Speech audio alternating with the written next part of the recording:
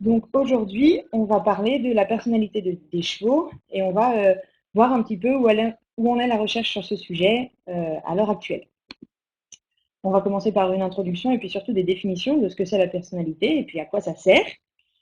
Ensuite, on verra pourquoi et comment on étudie la personnalité et on verra ensuite un exemple de projet de recherche qu'on a actuellement chez nous au Haras national suisse qui vise à étudier la différence entre être détendu et se figer. Donc commençons avec cette introduction. Comme vous le savez tous, chez les humains en tout cas, chaque individu, chaque personne réagit de manière différente à une situation donnée, en fonction de ce qu'on appelle son caractère et c'est plutôt sa personnalité. Donc au sein de la même espèce, de la même race, et donc aussi chez les animaux, dans toutes les espèces d'animaux et les différentes races, il y a des très grandes différences comme ça individuelles de réaction. Il y a une grande diversité. C'est ce qui fait que chaque individu s'adapte plus ou moins bien à une situation donnée. On est tous d'accord pour dire qu'il n'y a pas vraiment de bonne ou de mauvaise façon de réagir à une situation. Il y a juste certains comportements qui vont être plus ou moins bien adaptés à une situation que d'autres comportements. Par exemple, un animal qui a tendance à être peureux, c'est pas toujours pratique dans toutes les situations, mais dans un groupe, c'est quelque chose qui peut être très utile parce qu'il va être capable de donner l'alerte de manière très anticipée quand il y a un prédateur, par exemple. Un animal courageux, c'est pareil, c'est pas toujours utile parce que c'est un animal qui peut se mettre en danger, mais par contre, il est également utile dans un groupe pour explorer un nouveau point d'eau. Donc vraiment, chaque personnalité, chaque type de comportement est adapté à telle ou telle situation. Euh, donc maintenant, une définition un peu plus précise de la personnalité. La personnalité, ça englobe toutes ces différences individuelles de comportement en fonction des situations et elles sont constantes dans le temps et dans les situations. Ce qu'on entend par constante dans le temps, c'est évidemment pas que chaque trait de personnalité reste identique tout au long de la vie de l'animal. Ce qu'on veut dire, c'est que, je vais donner un exemple concret. Là, on a deux poulains sur ces photos, le poulain A, le poulain B. On voit déjà sur les images que le poulain A, il a l'air beaucoup plus intéressé de ce qui se passe, beaucoup plus curieux, il a l'air de nous regarder, de regarder ce qui se passe autour de lui, alors que le poulain B, pas du tout. Bien sûr, ces deux poulains, ils vont grandir, ils vont évoluer, ils vont avoir différentes expériences qui vont faire qu'ils vont changer. Mais à l'âge adulte, le cheval A devrait rester plus curieux que le cheval B. Et c'est ça qu'on veut dire quand on dit que la personnalité, c'est quelque chose qui est constant dans le temps. La personnalité, un peu comme toutes les caractéristiques individuelles, elle est d'abord définie par des facteurs génétiques. Évidemment, il y a une part de la personnalité qui est héritée du père, de la mère. Et il y a toute une partie génétique à ça. Et cette partie génétique, elle est ensuite modulée par l'environnement de l'animal, ses conditions de vie, son utilisation, est-ce qu'il est seul, est-ce qu'il a beaucoup de contacts sociaux, etc. Toutes ces caractéristiques vont avoir une influence et moduler un petit peu la base génétique. Ça fait des variations qui sont très individuelles et c'est ça qu'on appelle la personnalité. Donc pourquoi et surtout comment on étudie cette personnalité en particulier chez les chevaux? Pourquoi? Eh bien, je pense que vous savez tous que la personnalité, elle a d'abord été étudiée chez les chiens, parce que, comme je disais, vous savez tous que c'est l'animal le plus présent dans notre quotidien. C'est un animal qui est très proche de l'homme et c'est un animal pour lequel c'était très utile de connaître sa personnalité. Et au jour d'aujourd'hui, on voit une évolution de la place du cheval dans la société qui passe d'un animal de rente, comme on l'appelle, c'est un animal qui est utilisé pour l'agriculture en particulier, utilisé pour le travail, et de plus en plus, la place du cheval tend vers une place d'animal de compagnie. Un animal qui fait partie de la famille, un animal qui est beaucoup plus proche de l'homme et beaucoup moins utilisé pour le travail. Alors on peut même voir que des grands cavaliers de saut d'obstacle, comme là le champion suisse Steve Gerda, sont de plus en plus capables de dire que leurs chevaux deviennent des membres de leur famille et pas simplement des partenaires de travail, c'est vraiment des partenaires de vie. Et donc cette nouvelle place, tout autre aux chevaux. Et donc, c'est pour ça que la personnalité commence à être quelque chose qui devient de plus en plus intéressant. En plus, le cheval, c'est un animal dont on attend particulièrement beaucoup de choses. Il y a une grande diversité de disciplines d'équitation, une grande diversité de conditions de vie pour les chevaux. Il y a vraiment, on leur demande de s'adapter à tout, on leur demande de s'adapter à la discipline qu'on pratique, à l'écurie qu'on leur impose, entre guillemets, si on veut, Ils doivent s'adapter à la performance qu'on leur demande, et ce, même si cette performance et la méthode d'entraînement qu'on utilise en particulier ne sont pas toujours réfléchies exactement pour correspondre à la personnalité de cet individu. Donc ça peut mener à certains conflits ou en tout cas des incompréhensions entre le cavalier et la personne qui travaille avec le cheval et le cheval. Par exemple, on a tous déjà eu la situation d'un cheval qui refuse de monter dans le van et qu'on est plus ou moins incapable d'identifier la raison. Il est là, il ne bouge pas, il refuse de monter et on ne sait pas vraiment pourquoi. Et ces incompréhensions, ces conflits, suivant la personnalité du cheval et de l'humain, ça peut mener à de plus en plus, entre guillemets, de violence. Je ne parle pas de violence concrète, mais c'est vrai qu'on va avoir tendance à s'énerver quand le cheval, on va s'impatienter quand le cheval ne fait pas exactement ce qu'on veut. Et donc, ça génère pour tout le monde, mais en particulier pour le cheval, du stress, de l'anxiété et éventuellement, dans les cas très extrêmes, de la douleur. Je veux juste, là, avec ça, faire une petite parenthèse pour préciser que chez les chevaux non plus, parce que, comme je disais tout à l'heure, il n'y a évidemment pas de personnalité idéale. Là, je vais donner un exemple où on sait que les chevaux, il a été prouvé scientifiquement que les chevaux un peu plus émotifs, un peu plus actifs, ils sont certes un peu plus difficiles à monter parce qu'ils ont des réactions un peu inattendues, mais par contre, ils sont aussi plus performants dans le sport, en particulier dans le saut d'obstacle. Donc, ils sont adaptés à des cavaliers plus confirmés, spécifiquement pour la compétition. Alors que des chevaux qui vont être caractérisés de moins actifs, moins émotifs, et peut-être même, on pourrait dire qu'ils sont un peu plus mous, ces chevaux, ils sont aussi plus calmes, plus faciles à manipuler, plus contrôlables, et eux, ils seront adaptés à devenir des chevaux de loisirs, des chevaux d'école, dans des centres équestres ou autres. Donc vraiment, il n'y a pas de personnalité idéale, ça dépend vraiment de ce qu'on a besoin et ce qu'on attend du cheval.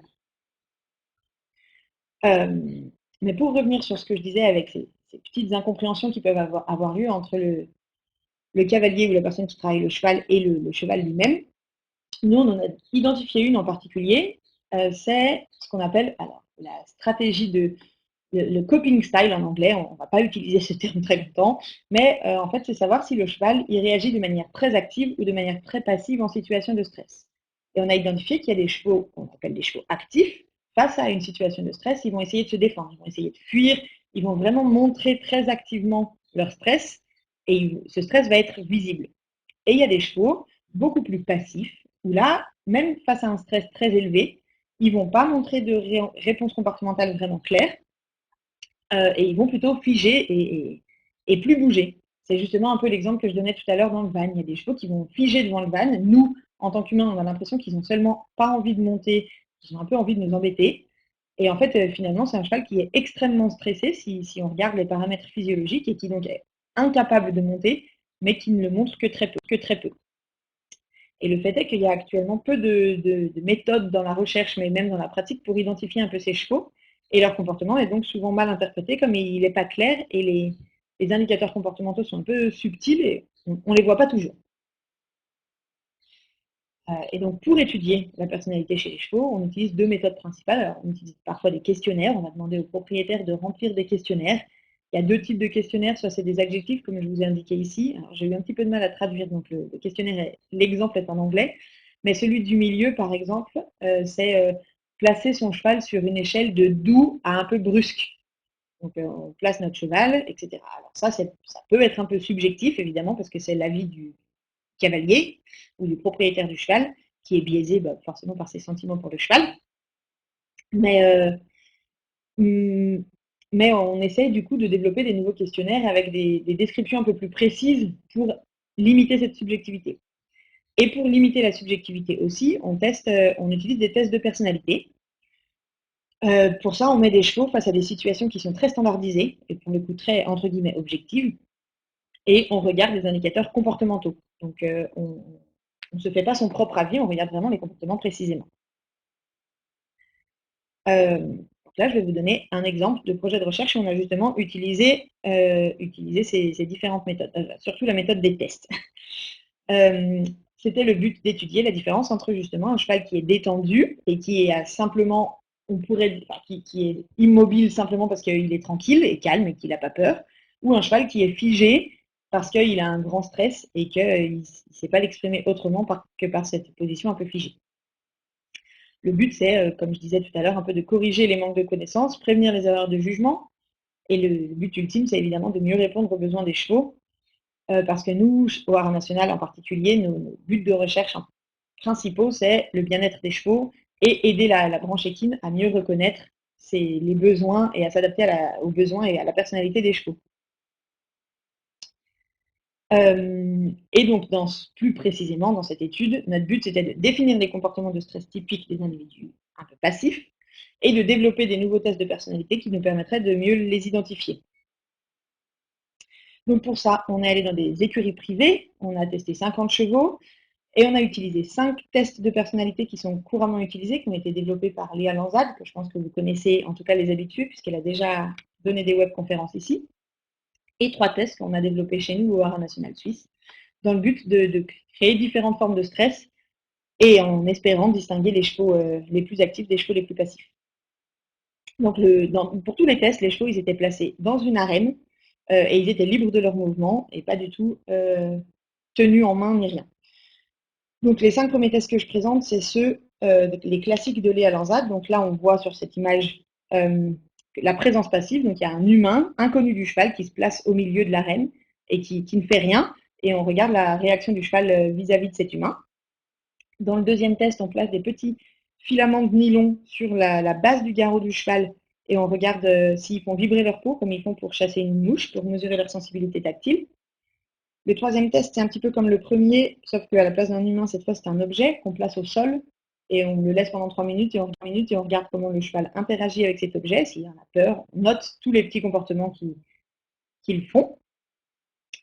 Ensuite, sur la surface inconnue, donc on entraîne le cheval à venir d'un bout de l'arène à l'autre pour manger dans un seau. Et tout à coup, on déroule un tapis. Alors là, on a pris l'exemple des passages piétons suisses qui sont jaunes. Et on regarde si le cheval est capable de passer sur le tapis pour aller manger dans le seau, ou s'il n'est pas capable, combien de temps ça lui prend et quel comportement il va faire face à ce tapis. Le dernier test de Léa, c'est le test du parapluie. Donc là, le cheval de nouveau mange dans le seau et on ouvre brusquement un parapluie à 1 mètre de distance à peu près de sa tête et on enregistre la distance de fuite, les comportements, la réaction comportementale et tous les petits comportements qui y sont liés. Pour les 3 tests suivants, je vais pouvoir vous montrer un petit peu des extraits de films. Donc ça, c'est les 3 tests que nous, on a fait. Le premier, c'est le test de la personne en approche. Pardon. Donc là, je vous mets le film. On va voir la réaction du cheval. Là, il y a une personne qui est en train d'approcher. En fait, vous ne la voyez pas. C'est un petit peu le défaut de ce film, mais vous la verrez sur la photo. Il y a une personne qui approche. Cette personne, elle est hors de vue du cheval au départ, et elle arrive en portant un sac rempli de canettes un peu bruyantes.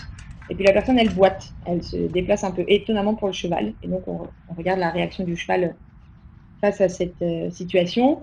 Et si le cheval il a une réaction un petit peu trop extrême, là c'était un petit peu le cas à la fin, pour éviter toute mise en danger, évidemment, on arrête le test. Donc vous voyez là, l'ombre de la personne, elle n'est pas venue exactement jusqu'au bord de l'arène. Pour le test suivant, la pression croissante, donc là, on place un ventilateur. Donc là, vous le voyez dans le coin gauche de la vidéo. On place un ventilateur comme un objet inconnu, en fait. Alors là, malheureusement, sur cet exemple, il y avait déjà du vent. Normalement, il y a 30 secondes où il n'y a pas de vent qui passe. Et on laisse le ventilateur. Il a des petites bandes de tissu accrochées qui sont bleues et rouges. Et on laisse le ventilateur arrêter pendant 30 secondes. Et après 30 secondes à chaque vitesse pour faire voler un petit peu les bandes dans la direction du cheval. Le but, c'est de faire un nouvel objet, mais qui fait un petit peu plus peur que le nouvel objet que vous avez pu voir sur la photo précédente. Et on enregistre bien sûr la réaction du cheval.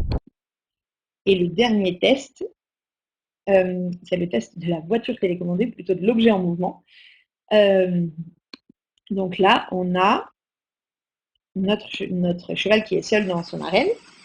Et le long de l'arène, évidemment à l'extérieur, on fait rouler une voiture télécommandée sur une petite piste. Et on regarde comment réagit le cheval face à cet objet un peu étrange et brillant qui tourne autour de son arène. Alors le but, c'est évidemment pas que la voiture aille dans l'arène, hein, le but, c'est pas d'avoir des accidents. Donc la voiture, elle roule vraiment au bord de l'arène, sauf quand le conducteur n'est pas excellent, comme c'est le cas là, où la voiture, elle part un peu dans toutes les directions. Et donc, on a fait 50 chevaux. On a testé on a séparé sur 2 jours parce qu'évidemment, vous doutez bien que 8 tests à la suite, c'est un peu énorme pour les chevaux. Donc, on a fait le premier jour tous les tests de Léa et le deuxième jour, nos 3 nouveaux tests avec une semaine de pause entre deux. Et on a enregistré donc des vidéos pour mesurer le comportement, les déplacements, la position de la tête, est-ce qu'ils font des vocalisations ou non, etc. On a essayé dans la mesure du possible, au maximum comme c'était visible sur les vidéos, d'enregistrer les postures et surtout les mimiques, donc l'ouverture et la forme des yeux, l'ouverture des naseaux, la position des oreilles, etc.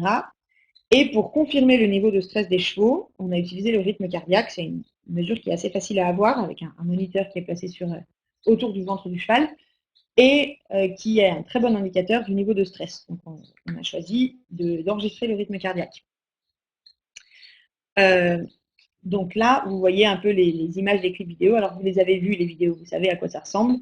Et à partir de ça, on a pu enregistrer beaucoup de choses. Donc, en particulier, les déplacements, parce que c'est un très bon indicateur de comportement et aussi du niveau de stress. On a aussi essayé d'enregistrer des choses un peu plus subtiles, la position des oreilles, etc. Donc là, par exemple, sur la première image, on a un cheval qui a les oreilles vraiment relaxées sur le côté, la tête niveau moyen qui est arrêtée et qui n'a pas l'air de regarder dans une direction spécifique. Sur la deuxième image, on a un cheval au trot, la queue relevée, les naseaux dilatés, les oreilles vraiment en mouvement en permanent, avant, arrière, la tête très haute, donc qui typiquement est beaucoup plus attentif à ce qui est en train de se passer, beaucoup plus stressé. Troisième image, on a un cheval avec les oreilles en avant et la tête basse, il est en train de regarder dans une direction précise, mais avec un niveau d'excitation qui semble assez faible. Et la dernière image, là, on a un cheval avec la tête haute, aussi en train de regarder quelque chose, les oreilles en avant. Donc voilà, on a essayé de regarder un petit peu ces comportements spécifiques. Pour le rythme cardiaque, je vous montre un petit peu à quoi ça ressemble. Donc, toutes les personnes qui ont déjà vu une série télévisée médicale ont déjà vu ce genre de choses. Donc, c'est vraiment un électrocardiogramme. Chaque pic correspond à un battement du cœur. Donc, je vais essayer de prendre le petit pointeur. Ah, oh, pardon, je vous ai mis du jaune. C'est pas le but. Je ne sais pas si vous voyez exactement mon pointeur jaune là, mais chaque pic comme ça, c'est donc un battement du cœur. Donc là, sur le premier, on voit que les battements sont très réguliers, les espacements entre les pics sont toujours les mêmes, et l'espacement non seulement est toujours le même, mais en plus est très grand. Sur le deuxième, on voit que l'espacement entre les pics est très variable. Donc là, au début où je suis avec mon pointeur, c'est très petit. Ici, c'est déjà beaucoup plus grand, donc il y a une très grande variabilité. Le rythme cardiaque change énormément. Et en plus, cet espacement est beaucoup plus petit. Donc ça, c'est vraiment le rythme cardiaque spécifique d'un cheval un peu stressé, voire très stressé. C'est une situation de stress. Vraiment, ces variations très très proches, un peu moins proches, très très proches, un peu moins proches. Là, de nouveau, ça se rapproche. C'est typique des situations de stress. Et donc, on a combiné tout ça, on a fait des analyses statistiques un peu compliquées, que je ne vais pas du tout vous détailler ici, etc., etc. Et il en est ressorti que les comportements les plus importants pour distinguer le niveau de stress, quels que soient les chevaux. Alors là, dans le tableau de droite, c'est les comportements un petit peu quels que soient les chevaux. Donc on voit delta RMSSD, ça c'est le rythme cardiaque. Donc plus ce rythme cardiaque est grand, plus les chevaux sont stressés. Et donc les chevaux stressés, ils ont tendance à avoir les oreilles en avant, à essayer d'éviter la source de stress, ou au moins à la regarder, et surtout à ne pas toucher la source de stress, donc l'objet ou la personne en question, et à ne presque jamais avoir la tête basse ni les oreilles sur le côté. Donc ça veut dire que c'est des animaux qui ont les oreilles plutôt en mouvement et la tête haute. Et le premier tableau, celui qui s'appelle Dimension 1, lui, il regroupe vraiment la première partie haute, c'est les comportements spécifiques des chevaux actifs. Donc on voit qu'ils trottent, qu'ils galopent, ils ont les oreilles vraiment en mouvement, ils marchent beaucoup, ils ont la tête très haute. Et les chevaux passifs, eux, ils ont plutôt les oreilles un petit peu en avant ou sur les côtés, mais sur les côtés, pointés sur les côtés, pas mollement sur les côtés. Ils regardent la source de stress, ils ont la tête basse et ils sont arrêtés. Donc, on peut voir que ce n'est pas des comportements, ça peut être aussi des chevaux très calmes qui sont dans cette situation. C'est pour ça que c'est facilement confondu. Mais donc, tout ça pour dire que c'est vraiment important de regarder des choses un petit peu subtiles. Malheureusement, sur les vidéos, on n'a pas pu regarder l'ouverture de l'œil et pas toujours l'ouverture des naseaux. Donc, ça n'a pas pu rentrer en compte dans les analyses statistiques. Mais c'est donc des petits indicateurs comme ça qui donnent vraiment le niveau de stress des chevaux dits passifs. Et pour revenir sur les vraies choses importantes à retenir, ce qui est important, c'est d'observer les animaux. Parce que plus vous les observerez dans différents types de situations, et plus vous saurez reconnaître quand ils sont stressés et quand ils ne le sont pas. Le but de la recherche, le but ultime, c'est vraiment de former chaque personne à regarder son propre cheval.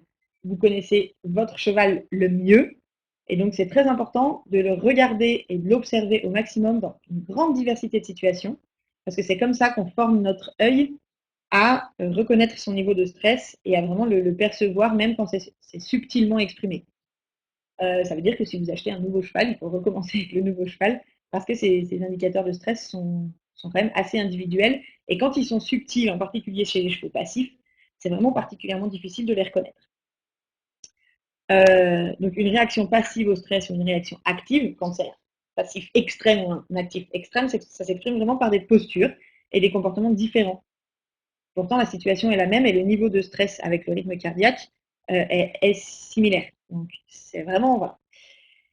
Et le dernier point à retenir, c'est qu'il est vraiment très, très important pour le bien-être de votre cheval de tenir compte de sa personnalité pour, euh, pour, pouvoir, euh, pour pouvoir adapter ses conditions d'entraînement et de reconnaître ces situations de stress même à l'entraînement et de les éviter au maximum.